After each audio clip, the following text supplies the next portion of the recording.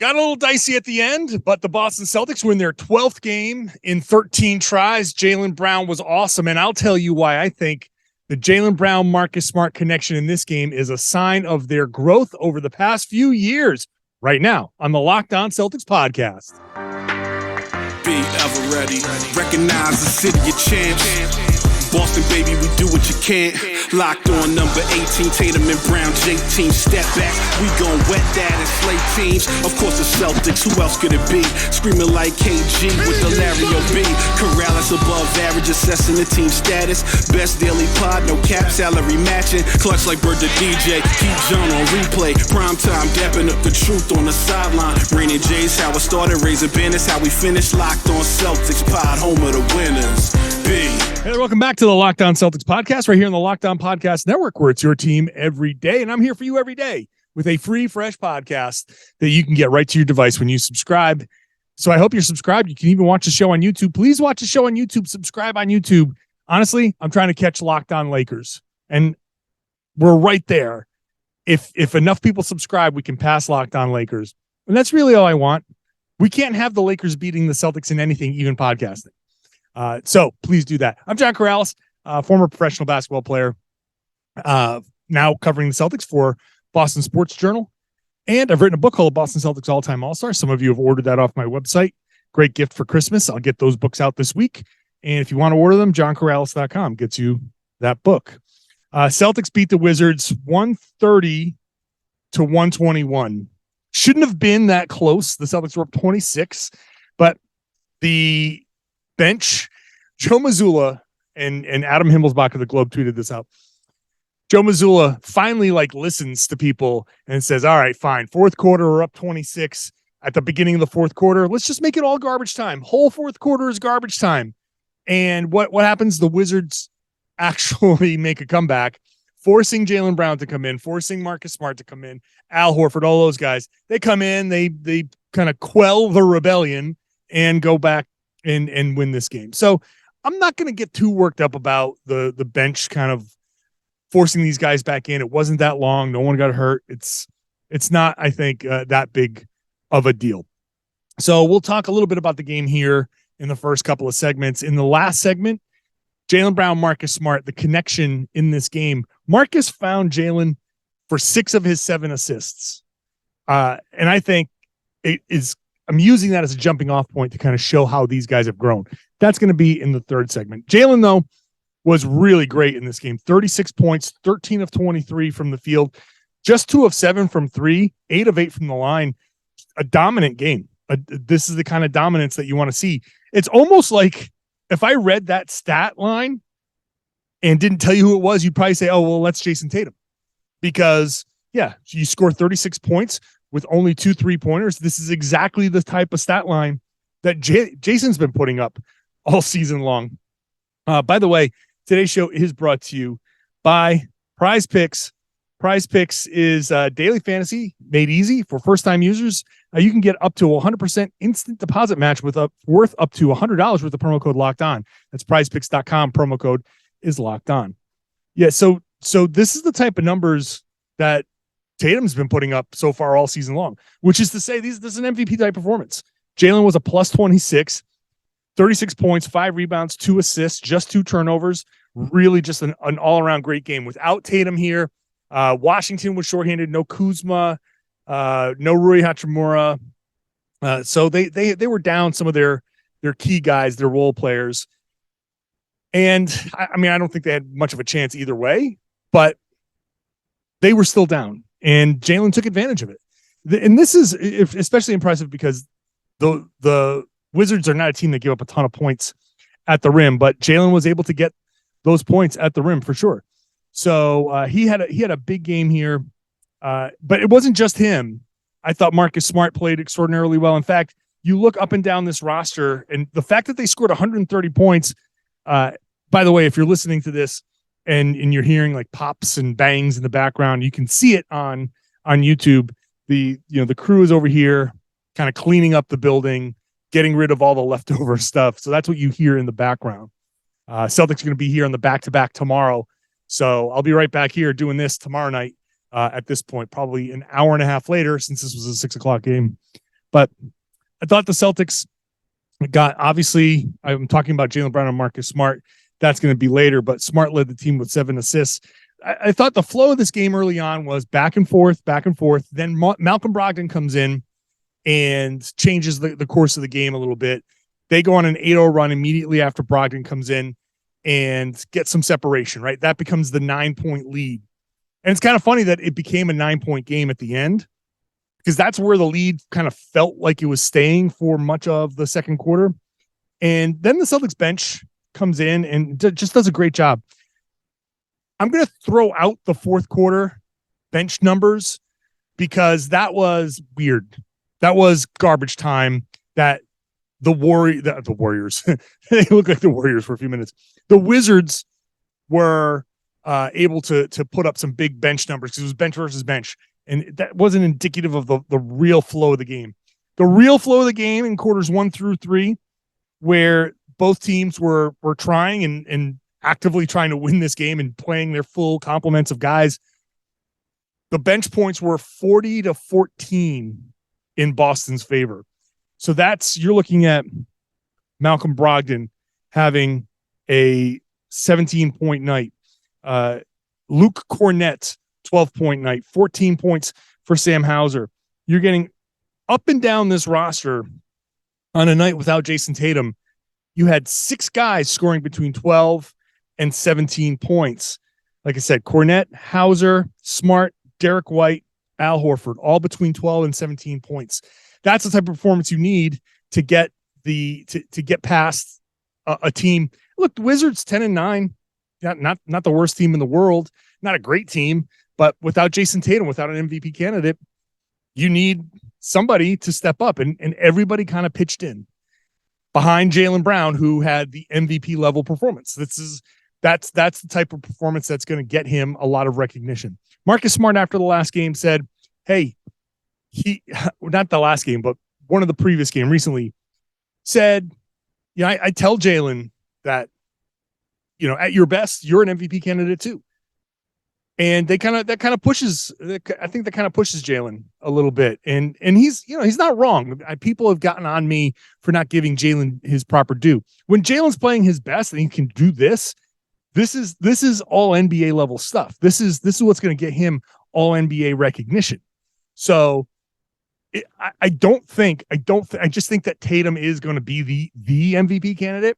Will some people say Tatum and Brown together? Like, if Brown keeps playing like this, then he'll get some votes too, which is a great problem to have.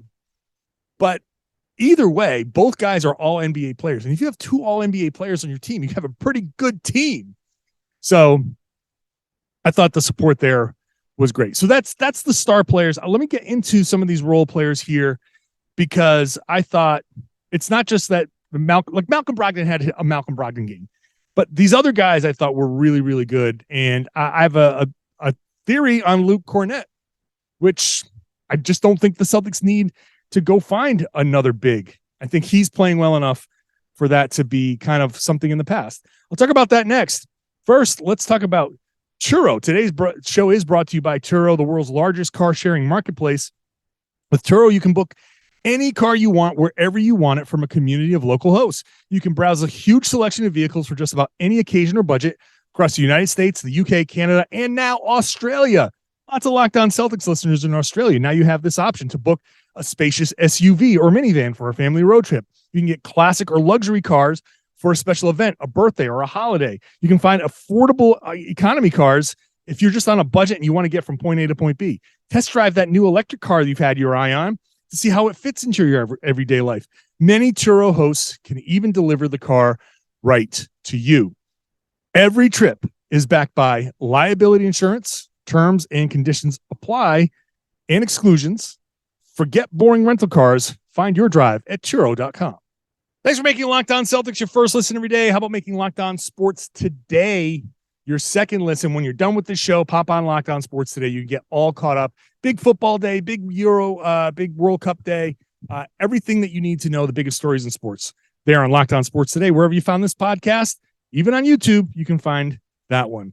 So the Boston Celtics got, like I said, a nice balanced attack. to get past the Washington Wizards.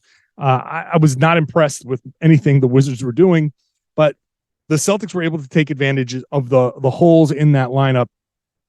I want to focus a little bit on some of these bench guys, let's start with Luke Kornett, who 12 points, 4 of 8 shooting. That's really nice. 4 of 4. Celtics, by the way, perfect from the free throw line. They did not miss a free throw in this game. That's good. That's what it's supposed to be. 4 offensive rebounds for Luke Kornett. An assist. Yay, an assist. 2 blocks and just 1 turnover for Kornett. And I think my big takeaway here from his game is when Rob comes back, and he'll be coming back soon because we're in week 9 or 10. There was the recent Woj report that they're expecting Robert Williams back before Christmas. Well, that's only a couple of weeks. It's like really three weeks away, basically. So they're going to be getting Rob back, and I don't think they need to find another big. I just don't think they need to find anybody else. Luke had that injury in training camp. He was out with a sprained ankle. Vonleh got some reps. Vonleh earned a little bit of run, but it's become pretty clear. Vonleh, he's a walking offensive foul when he tries to set a pick. He's not really playing well, and Luke kind of has overtaken him. And so for Kornett, I think we saw in this game, especially, how he's able to flow as part of the offense. He moves pretty quickly. He gets in and out of screens pretty quickly. He was able to get into that dunker spot and catch a couple of lobs. He's giving the Celtics, he's finally grown into that type of player that we were hoping the Celtics could get as a third big. Now, obviously, when we were talking about settling on Kornett as the guy, we didn't know that Robert Williams was going to be out for this long. And so he's done a pretty fine job, filling in and taking some of that pressure off of the rest of the small lineups that they have out there. So when Rob comes back, I'm fine with Luke just taking some minutes away from Al Horford. Let's keep Al Horford's minutes down. Let's make sure that Rob isn't overworked. So when Rob comes in and he plays, 15 minutes to start, that's fine. Luke Kornett can fill out the rest. The Celtics have done just fine with Luke Kornett. And if anybody's sitting there saying, no, they need somebody else. Look, the Celtics have won 80% of their games, and this is how they've done it. They don't need to go out and waste resources. Don't burn a traded player exception. Don't burn Peyton Pritchard as a trade chip to go out there and get another big. You don't need another big. Luke Kornett, I think, has proven enough that he is good enough to handle this workload. He's good enough to be your third big. They don't need to go find anybody else. So that was one of my big takeaways from this game. Sam Hauser, 4 of 5 from the field, 3 of 4. So he hits 3 3-pointers, and the one non-3-pointer that he took was a 3-point play. So 14 points for him. And one thing about Hauser, I do have to highlight, he's one of the best catch and shoot guys in the league by sheer percentages. He has one of the best catch and shoot 3-point percentages in the league. Like, I think it's probably second or third at this point. But what he's starting to do, and I think you saw a couple of those in this game, he's really starting to develop a little bit more off the move, off the dribble, up fake, sidestep, stepping, creating a little bit more space for himself. I think that's something that is, something that he's had to work on. Remember way back when Tom Westerholm and I were talking about, Matt Ryan, a little bit, almost like a Matt Ryan versus Luke, a Sam Hauser conversation. And the pro Matt Ryan part of it was, he can do it off the dribble. If you need somebody that can take it off the dribble, he can shoot on the move like that.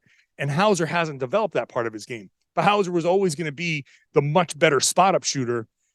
Obviously, it worked out that it was Hauser, but the fact that he's now adding to his repertoire, that he's adding some of this stuff off the move. I watch him warm up before the game, and just about everything that he does is off the move. He's trying to work on that off the move type of stuff. So off the dribble kind of stuff. So kudos to him. I thought he played really, really well. And once again, holding his own defensively. You can go at him if you want. And sure, there will be some success, but he's doing well enough that he's not hurting the team. Derek White had a pretty good game, solid game, 15 points, 3 assists, 4 of 7, 2 of 4 from 3, 5 of 5 from the line. He played really well. Obviously, Brogdon, those guys coming in to stabilize things. Al Horford, 14 points, 3 assists, 3 rebounds, 3 blocked shots, 6 of 8 from the field, 2 of 3 from 3. One thing that I'm watching is right now the balance of 3-pointers to 2-pointers for Horford is much more on the 3-point side. And I think this is wild. And if he didn't have as many drives as he did in this game, I thought today's storyline after the game might be that Horford, the shot distribution for him has been kind of different. And it will be a story. It might be a story for tomorrow, depending on how he shoots in tomorrow's game. But Horford is taking more 3s than 2s so far this year. I don't expect that to hold, but what's happening now is, teams I think had been daring him to shoot because he hasn't had the best 3-point percentage. We know he can go out and step out and hit those shots, but this year he's hitting them at such an incredible rate outside of that one Ofer game that he had against Chicago, that teams are just now saying, oh crap, we got to go close out on him. And so he hits a couple of 3s and customarily, apparently the first 3-pointer of the game, that's something that's happening. Just get Al an open 3 at the beginning of each game and watch him just continue to pour it in. They are closing out so hard on him now that he up fake and gets into the lane, gets into the paint, and either lays it up or whoever switches onto him backs that person down and gets his little jump hook off. And that just adds such a dynamic element to this offense, because if Al Horford is taking you off the dribble from the 3-point line, then what? If you have to account, this is the same concept as I had for Grant Williams and any other guy in, a big player like those guys. Tatum and Brown, obviously in this case, no Tatum in today's game, but Tatum and Brown are your drivers, collapsers. Malcolm Brogdon, driver and collapser of the defense. If you're getting drives and collapsing the defense from Al Horford, that means one of your other guys is out there on the side waiting for a pass. Right now we're seeing the hard closeouts. Then we're seeing we're seeing the finishes. If he attracts enough attention, now we're going to start seeing kickouts from Al Horford, and that's just going to lead to even more offense for this Celtics team. So that is another impressive development from this game. So I was really impressed with Marcus Smart, and it was just kind of funny to see him, piling up assists and all of the assists. Like, wow, did he find Jaylen again? Yeah, he found Jaylen. 6 out of his 7 assists were to Jaylen Brown.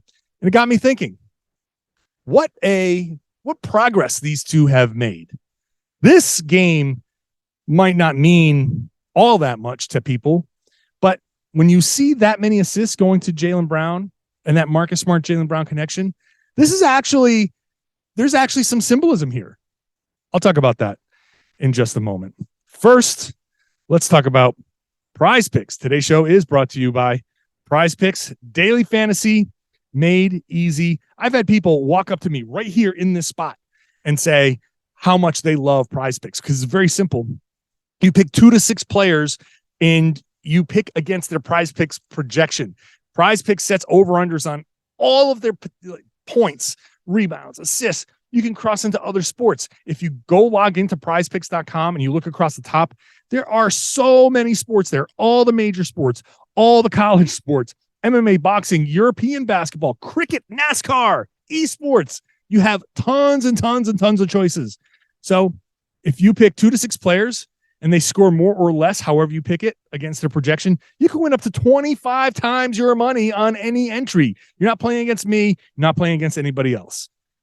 60 seconds or less, boom, your picks are in. Safe and fast withdrawals, that's always a problem with some places. Not at PrizePicks. Currently operational in over 30 states and Canada. So download the PrizePicks app. Go to prizepicks.com to sign up and play daily fantasy sports. If you're a first-time user, you can get a 100% instant deposit match up to $100 with the promo code Locked On. If you deposit $100, you'll get $100. If you deposit $50, PrizePicks gives you $50. Don't forget to enter the promo code Locked On and sign up for an instant deposit match of up to $100. Marcus Smart, as I've been saying, had 7 assists. The first 6 of them all went to Jaylen Brown.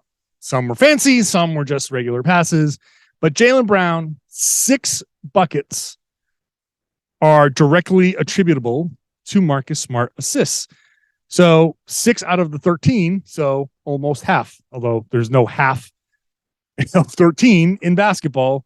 So whatever. You get my point. Marcus Smart has assisted on almost a quarter of Jaylen Brown's makes all season long. And on the surface, it's, point guard, finding his wing, finding his score. Not a big deal, right? He's assisted on almost 21% of Jayson Tatum's buckets. So that's your point guard, finding his wing scorers. You got 2 elite wing scorers. You find them, you get your assists, pile them up. But it's more than that. It's more than that. And I thought in this game in particular, I thought it was kind of notable that Smart found Brown so often. Without Tatum there, obviously the scoring load was on Jaylen Brown. And you go back to 2 years ago, September of 2020, that's the bubble. That's the Miami Heat series. That's Jaylen and Marcus Smart getting into a fight in the locker room. That is how far we've come from that moment to this moment. And not just, oh, look, they're friends now. Well, they've always been friends. They've been teammates. They're at this point as the 2 longest tenured Celtics on the team. First it was Smart and then it was Jaylen Brown. No one else has been there that long. And they have grown a lot. Marcus Smart tells the story of Jaylen Brown going 1-on-5, 1-on-4. I don't know if people can, if you're a regular listener, maybe you remember way back a few years ago, me writing about Jaylen Brown as a guy in transition who just would not change speeds.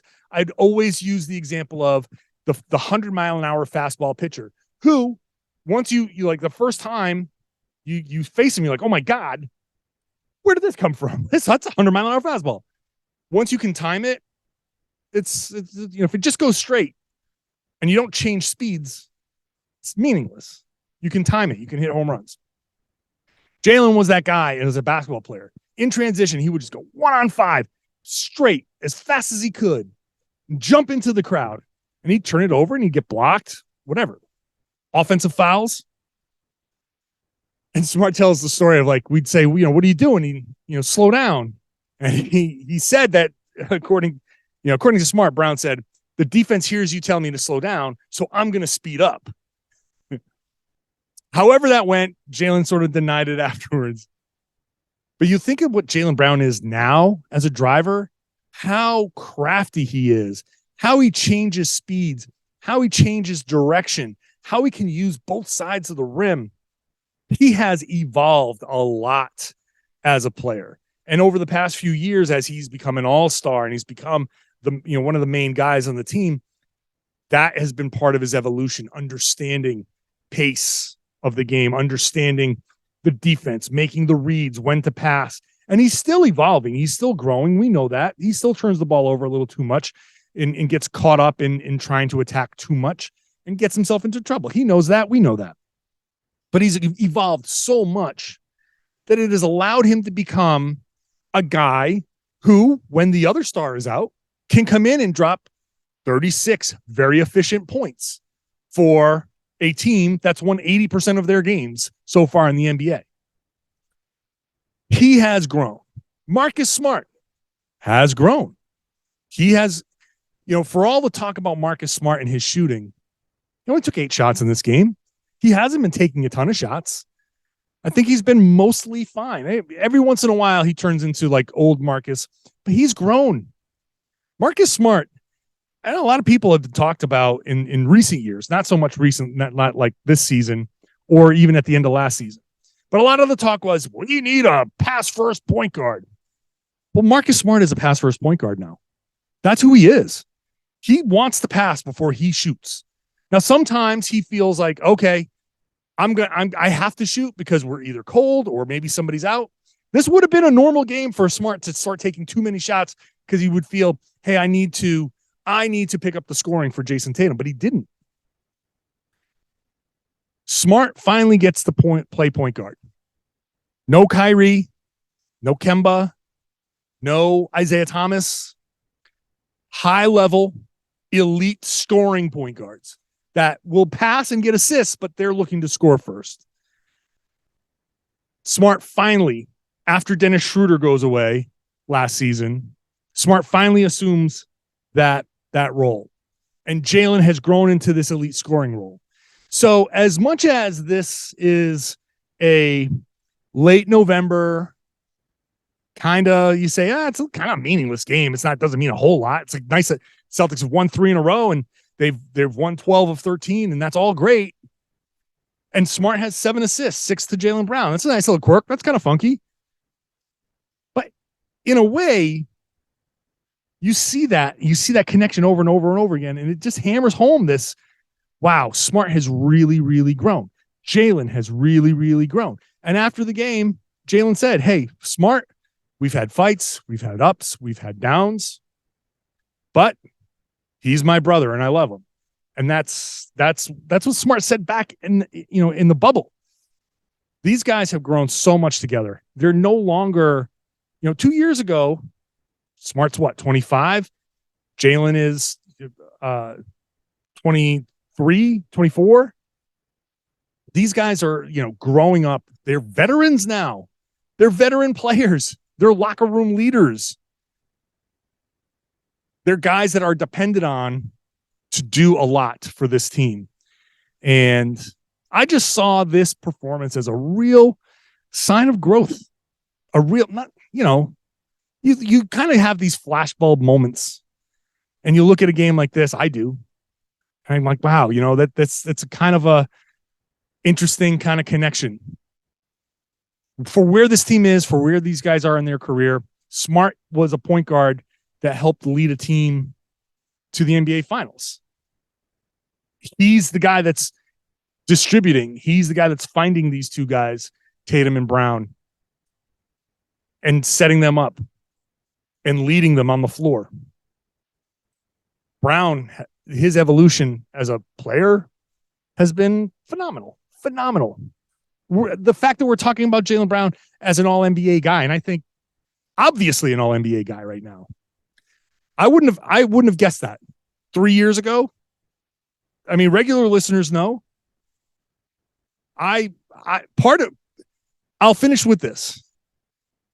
Jaylen Brown's evolution has taught me a lot about how I evaluate games and how I evaluate players, because Jaylen Brown has taught me not to put players in boxes. And what I used to think he could be, which was basically a 3-and-D guy after his first couple of seasons. I thought, hey, look, if this guy develops into a 3-and-D guy, that would be perfect for the Celtics. It's fine. And now look at where he is. He always had the confidence. I'm sure plenty of Jaylen Brown fans will say, see, we told you. And that's fine. That's fine. I accept that. But his evolution has been so amazing that I just feel like it's taught me a lot about how to give guys room to get better and watch them grow and appreciate how they grow. Because young NBA players, they don't grow in a straight line. There are ups and downs. And just because a guy's having a down time, even a down season, doesn't mean that that's who he's going to be forever and ever and ever. So that was my takeaway from this game. Hope you enjoyed it. I'll be back tomorrow after the Celtics and Hornets. That's going to be a regular 7:30 start time, so this podcast will drop a little bit later. But whenever you get it, wherever you get it, I hope you subscribe so it gets right to your device. Again, I would love it if you watch the show on YouTube and subscribe there because, personal vendettas against long-standing team rivalries. Let's make that a thing so we can get past Locked On Lakers. Do appreciate you all making this your first listen every day. Those of you who haven't gotten enough time to do that, well, subscribe. And if you have, then you should be telling everybody that they should be listening to and watching this Locked On Celtics podcast right here on the Locked On Podcast Network. Your team every day.